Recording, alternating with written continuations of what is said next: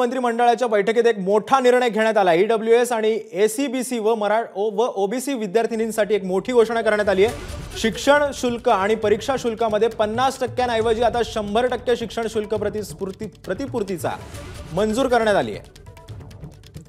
या प्रसंगी अधिक माहिती देत आहेत सूरज सावंत, सध्या प्रतिनिधी आपल्या सोबत आहेत। सूरज, मंत्रिमंडळाच्या बैठकीत मोठा निर्णय घेण्यात आलेला आहे। विद्यार्थ्यांसाठी महत्त्वाचा आहे। अभ्यासक्रमात प्रवेश घेणाऱ्या सामाजिक आणि शैक्षणिक सूरजचा तांत्रिक कारणामुळे आपल्यापर्यंत आवाज येत नाहीये, परंतु शिक्षक शुल्क आणि परीक्षा शुल्कांमध्ये 50% ऐवजी आता 100% शिक्षण शुल्क प्रतिपूर्ती मंजूर करण्यात आली आहे।